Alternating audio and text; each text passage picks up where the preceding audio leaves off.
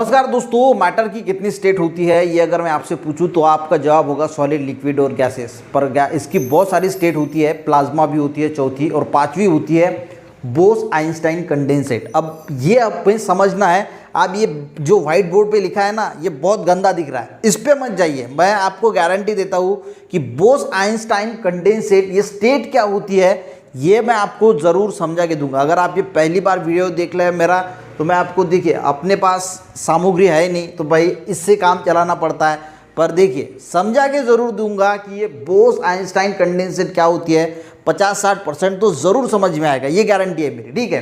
तो सबसे पहले गाइस, ये बोस-आइंस्टाइन कंडेंसेट का हम जो है, ये बोस का जो है वो नाम ये कहानी से रूप से देखते हैं। देखिए, सत्येंद्र नाथ बोस जो थे, इन्होंने 1920 में जो स्टूडेंट को पढ़ा रहे थे, ठीक है, लाइट डिस्ट्रीब्यूशन के बारे में समझाने की कोशिश कर रहे हैं, तो उनको ध्यान में आया कि यार ये थ्योरी है ना, ये कुछ सक्षम नहीं है, और एडवांस जो है वो कुछ ना कुछ इसमें जो है वो मैटर में कुछ ना कुछ होना चाहिए।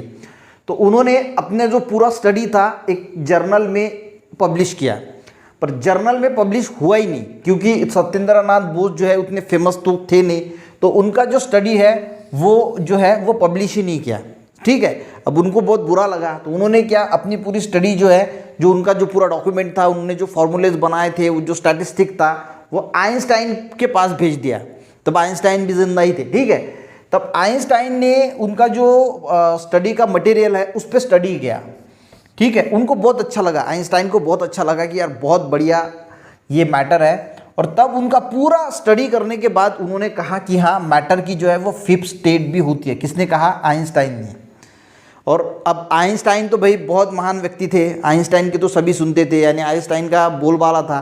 तो आइंस्टाइन ने प्रेडिक्ट किया कि हाँ, मैटर जो है वो सॉलिड, लिक्विड, गैस हमें पता थी, एक प्लाज्मा चौथी स्टेट होती है, और पांचवी उन्होंने कहा कि हाँ भाई, मैटर की फिफ्थ स्टेट भी होती है, जिसका नाम फिर रखा गया बोस-आइंस्टाइन कंडेंसेट। अब बोस-आइंस्टाइन कंडेंसेट इसलिए रखा गया कि ये सत्येंद्र नाथ बोस ने इसकी शुरुआत की थी, आइंस्टाइन ने जो है इनको मदद की थी, और कंडेंसेट यानी हम ठंडा करते हैं इसको, और इसीलिए इसको कंडेंसेट जो है वो नाम दिया गया। पर गाइस, प्रॉब्लम क्या आया था? प्रॉब्लम ये आया था कि ये लैब में जो है वो प्रूफ नहीं कर पा रहे थे। यानी ऐसा नहीं कि ये दोनों साइंटिस्ट जो है वो सक्षम नहीं थे, पर टेक्नोलॉजी इतनी एडवांस नहीं थी, और इसीलिए इन्होंने ये लैब में प्रूफ नहीं किया। पर आइंस्टाइन तो यार बहुत दिमाग वाले व्यक्ति थे, उन्होंने कह ही दिया था कि थ्योरेटिकल की फिफ्थ स्टेट होती है, ठीक है। भले ही लैब में नहीं की, पर फिफ्थ स्टेट होती है, और उसका नाम भी रख दिया था बोस-आइंस्टाइन कंडेंसेट। अब ये 1920 का जो है वो समय गुजरा, ठीक है। अब ये पहला जो कंसेप्ट है यहाँ तक आपको समझ में आ गया। उसके बाद साल आया 1995, ठीक है। तो दो साइंटिस्ट थे, इनका नाम था Eric A Cornell and Carl Wieman, ठीक है। इन्होंने ये जो फिफ्थ स्टेट जो होती है बोस-आइंस्टाइन कंडेंस स्टेट, इसको स्टडी करना चालू किया, और रुबिडियम का सहारा लिया, रुबिडियम एटम का सहारा लिया, और लैब में, अब ये स्टेट जो है वो लैब में तो प्रूफ नहीं हो पा रही थी, कि लैब में बनाई नहीं गई थी ये स्टेट को, तो इन्होंने रुबिडियम का एटम का सहारा लिया, और ये स्टेट को जो है वो लैब में बना के दिखाया। दूसरे बार जो साइंटिस्ट आए उनका नाम था कार्ल ए वायरमैन, सॉरी ये नाम थोड़ा गलत हो गया है, इनका नाम कोई दूसरा नाम है, मैं आपको जो है वो बाजू में दे दूंगा, ये दो नाम सेम हो गए, ठीक है। इन्होंने सोडियम एटम पे जो है वो वर्क किया, सोडियम एटम पे वर्क किया, और जो है वो सोडियम एटम का सहारा लिया, और इन्होंने भी ये जो बोस-आइंस्टाइन कंडेंसेट है वो लैब में जो है वो प्रूव कर दी कि ये जो है वो स्टेट होती है। तो और इसके लिए 2003 में ये जो तीन साइंटिस्ट थे, इन तीनों साइंटिस्ट को जो है वो नोबेल प्राइज जो है वो मिला। यहाँ तक बात समझ में आ गई? इन तीन अब साइंटिस्ट का नाम इतना महत्वपूर्ण नहीं है, ये स्टेट एक्चुअल में क्या है वो महत्वपूर्ण है, वो इम्पोर्टेंट है, ठीक है। यहाँ तक समझ में आ गई बात। तो 92 में इतना हुआ, 95 में तीन साइंटिस्ट आए, एक ने रुबिडियम पे सहारा लिया, एक ने सोडियम, अलग अलग दो साइंटिस्ट ने रुबिडियम का सहारा लिया, एक साइंटिस्ट ने सोडियम का सहारा लिया, और जो है वो सहारा लेके जो प्रूफ करके दिखाया कि लैब में कि ये भाई स्टेट जो है वो मैटर की एग्जिस्ट करती है, उन्होंने प्रूफ करके दिखाया, मैटर सॉल्व हो गया। अब आते हैं हमारे नेक्स्ट पॉइंट पे कि एक्चुअल में ये स्टेट होती क्या है। अब इसको समझिए। तो एक लुइस डी ब्रोगली प्रिंसिपल है, ठीक है। इनके मुताबिक क्या है, any particles of matter that has a linear momentum, अगर कोई भी मैटर का पार्टिकल है वो लीनियर मोमेंटम में है, अब मोमेंटम यानी क्या होता है, force into velocity into mass.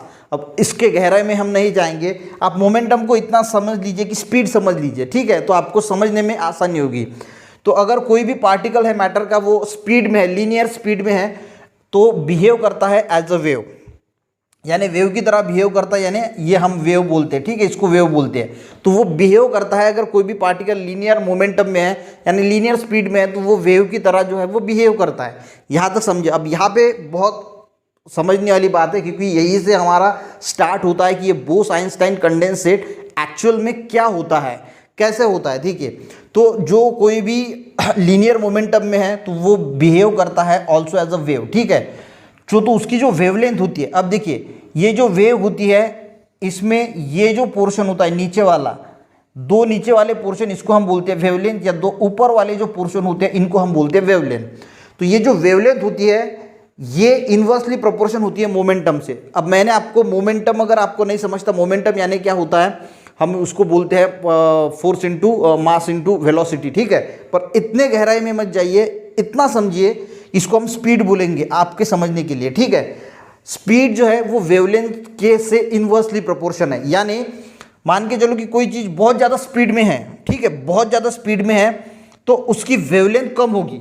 देखिए स्पीड ज़्यादा है, वेवलेंथ कम होगी, स्पीड कम है, वेवलेंथ ज़्यादा होगी। अब देखिए यहाँ पे, अब मैं इस थ्योरी को यहाँ पे लेके आता हूँ, इस प्रिंसिपल को बाद में आपको ये समझा के दूंगा, ठीक है। ये हमने अभी तक समझा नहीं है, ये मैं आपको बाद में समझा के दूंगा। तो अभी आए यहाँ पे, ठीक है। अब गाइस ये बोसॉन पार्टिकल पहले यहाँ ये वाला समझ लेते हैं तो अच्छा होगा, ठीक है। यानी मैं ये फिर से समझाऊंगा, पर एक बार हल्की सी यहाँ पे झलक मार लेते हैं। When gas of boson eight low density is cooled at temperature very close, when gas of boson, ये ठीक गाइस जो बोसॉन के पार्टिकल्स होते हैं, अब बोसॉन के पार्टिकल क्या होते हैं इसका मैं स्पेशल वीडियो बनाऊंगा, वो देख लेना, आपको समझ में आएगा जाएगा। अभी यही समझिए कि बोसॉन के पार्टिकल होते हैं व्हेन गैस ऑफ बोसॉन। अब गैसेस में क्या होता है, पार्टिकल जो है वो दूर दूर होते हैं, at low density is cooled at temperature very close to absolute zero, -20, absolute zero यानी कौन सा टेम्परेचर होता है, -273.15 डिग्री सेल्सियस। ये मैं आपको समझा के दूंगा, ये गारंटी है, देखते रहिए, सिर्फ समझ में आएगा धीरे धीरे, ठीक है। -273 degree the boson lose their identity and behave like a single super atom. अब देखिए इसका क्या कहना है, जो गैसेस स्टेट में बोसॉन है उसको, ये गैसेस स्टेट में बोसॉन है, कंटेनर में हमने लिए, ठीक है, उसकी डेंसिटी कैसी है, कम है, उसको हमने कूल किया, ठंडा किया, बहुत ठंडा किया। कितना ठंडा किया, -273.15 डिग्री सेल्सियस तक इसको ठंडा किया। तो ये बोसॉन के जो पार्टिकल है ये अपनी जो आइडेंटिटी है लॉस करते हैं एंड बिहेव करते हैं as a single super atom की तरह। अब इसको अच्छी तरीके से समझेंगे। अब ये थोड़ी देर के लिए भूल जाइए, बाद में हम वापस आएंगे, आपको समझ में आ जाएगा। अब मैंने कहा था कि any particle matter that has the linear momentum is always wave and wavelength of momentum जो है, अब कंसेप्ट समझिए, जो मोमेंटम है ये वेवलेंथ को इन्वर्सली प्रोपोर्शन है। यानी कोई भी चीज़ अगर स्पीड में है, स्पीड समझिए, तो वेवलेंथ जो है वो कम होगी, स्पीड कम होगी, वेवलेंथ ज़्यादा होगी। अब यहाँ पे आते हैं, अब boson particle guys fast move कर रहे हैं। इमेजिन करो कि जो बोसॉन के पार्टिकल है वो फास्टली मूव कर रहे हैं, फास्टली मूव कर रहे हैं, तो इसका मोमेंटम ज़्यादा होगा। मोमेंटम यानी स्पीड समझ लीजिए ज़्यादा होता, तो वेवलेंथ कम होगी। स्पीड में है तो वेवलेंथ कम होगी, तो मैंने यहाँ पे वेवलेंथ जो है वो कम दिखाई है, ठीक है, यहाँ पे कम वेवलेंथ दिखाई है, यानी ये वेवलेंथ जो है वो इस तरह की है, ऐसी छोटी छोटी वेवलेंथ है इसकी, ठीक है। अब ये स्पीड मोमेंटम ज़्यादा है तो वेवलेंथ जो है वो कम है, ठीक है। अब हम इसको गाइस कूल कर रहे हैं। देखिए बोसॉन के पार्टिकल फास्ट मूव कर रहे हैं, फास्ट है तो मोमेंटम ज़्यादा है, तो इसकी वेवलेंथ जो है वो कम है, यानी ऐसी इतनी छोटी छोटी वेवलेंथ है। अब हमने इसको कूल किया, ठंडा किया। अब इसको ठंडा करेंगे तो ये स्लो हो जाएगा।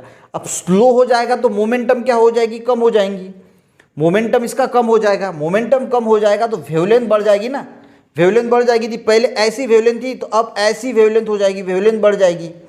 अब यहाँ पे मैंने ये यहाँ पे मिक्स किया है। देखिए सबसे पहले वेवलेंथ कम थी जब मोमेंटम ज़्यादा था, बोसॉन पार्टिकल फास्ट मूव कर रहे थे तो मोमेंटम ज़्यादा था, वेवलेंथ कम थी, तो वेवलेंथ इस प्रकार की थी। अब गाइस स्पेस तो हमारे पास इतना ही है, तो जब ये बोसॉन पार्टिकल स्लो हो जाएगा तो मोमेंटम डिक्रीज हो जाएगी और वेवलेंथ जो है वो इंक्रीज हो जाएंगी। अब वेवलेंथ बड़ी हो जाएंगी, इस तरह बड़ी हो जाएंगी, तो ये जो वेवलेंथ इंक्रीज हो जाएगी तो ये आपस में जो है वो अपने आप में जो है वो फिक्स होती चली जाएगी। मान के चलो कि ये एक दूसरे में गुफेगी ऐसी, यानी ये एक दूसरे से इंटरैक्ट करेगी, एक दूसरे के अंदर जो है वो कोलैप्स होगी, तो आपस में जो है वो भिड़ जाएगी। तो ये इस तरह दिखेगी। तो ये वेव जो है, अब ये जब आपस में धागा है, धागा जब गुद कोई धागा जो होता है वो जब क्या बोलते हैं हम उसको, वो पूरा तरीके से गुद जाता है तो हमें पता नहीं चलता। उस तरह ये वेव जो है वो आपस में मिल जाती है, ठीक है। और उसके बाद क्या होता है, हम गाइज आइडेंटिफाई नहीं कर पाते। यहाँ पे देखिए छोटी छोटी वेव्स थी तो हम आइडेंटिफाई कर रहे थे कि ये एक अलग वेव है, ये अलग वेव है, ये अलग वेव है, पर यहाँ पे ये वेव जो है वो एक दूसरे में समा गई और इसी वजह से ये जो है सिंगल वेव की तरह बिहेव करती है, यानी सिंगल वेव दिखती है हमें, यानी सिंगल वेव की तरह, क्योंकि अब सारी की सारी वेव एक दूसरे में कॉम्पैक्ट हो गई तो ये एक सिंगल वेव बन गई, जिसको हम बोलते हैं सिंगल मैटर। अब ये एक सिंगल मैटर बन गया। यहाँ पे बोसॉन के पार्टिकल्स थे तो अब ये सब एटम जो है वो कोलैप्स हो गए, यानी एक दूसरे से जो है वो भिड़ गए, तो इसको हम सिंगल मैटर बोलेंगे और इसको ही बोला जाता है सुपर एटम। समझ में आ गया आपको? और इसको बोला जाता है सुपर एटम। और ये जो स्टेट होती है इसको बोला जाता है बोस आइंस्टाइन कंडेंसेट, क्योंकि हमने क्या किया, जो बोसॉन पार्टिकल को कूल किया, ठंडा किया, इसीलिए ये वर्ड आया यहाँ पे कंडेंसेट। समझ में आ गया? और एक बार समझा के देता हूँ। देखिए पार्टिकल फास्ट मूव कर रहा है तो मोमेंटम बहुत जो है हाई है, वेवलेंथ छोटी है, तो ये छोटी वेवलेंथ है यहाँ पे, छोटी वेवलेंथ है यहाँ पे, ठीक है। ये छोटी वेवलेंथ लिखा है। जैसे हमने इसको कूल किया तो क्या किया, स्लो डाउन हो जाएगी, इसकी स्पीड स्लो डाउन हो जाएंगी बोसॉन पार्टिकल की, तो वेवलेंथ जो है वो आपस में पूरी तरीके से ये हो जाएगी, गुप जाएगी और ये बिहेव करेगी एक सिंगल एटम की तरह, सिंगल दिखेगी, एक सिंगल। जो अलग अलग वेव दिख रही थी अब हमें वो सिंगल दिखाई देगी, और सिंगल जो दिखाई देगी उसको हम सिंगल मैटर बोलते हैं या सुपर एटम बोलते हैं।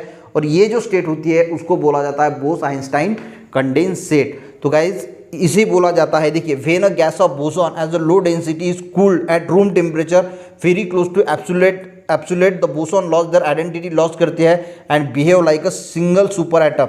तो ये है जब हम किसी को, अब ये और ये थोड़ा सा आपको यानी डिफरेंट लग रहा होगा, पर देखिए when gas of boson low density पे हम जब उसको कूल करते हैं at very close to absolute zero, बहुत ज़्यादा ठंडा करते हैं, तो बोसॉन लॉस देयर आइडेंटिटी। तो बोसॉन लॉस करते हैं उनकी आइडेंटिटी, यानी जो फास्ट मूव कर रहे हैं तो वो उसकी आइडेंटिटी लॉस कर रहे हैं, वो स्लो हो जाते हैं and behave like a single super atom, और एक सिंगल सुपर एटम की तरह वो बिहेव करते हैं, जिस स्टेट को हम बोलते हैं Bose Einstein condensate. I think आपको समझ में आया होगा। मैंने बहुत अच्छी तरीके से समझाने का मेरी तरफ से प्रयास किया है, वो कितना सफल हुआ है वो आपको ही पता। तो यहाँ पे सिर्फ साइंटिस्ट का जो नाम है वो मैंने जो है वो करेक्ट कर दूंगा, ठीक है। तो मिलते हैं गाइज नेक्स्ट वीडियो में। वीडियो अच्छा लगे तो ज़रूर लाइक कीजिएगा। मिलते हैं नेक्स्ट वीडियो में, तब तक के लिए गाइज जय हिंद।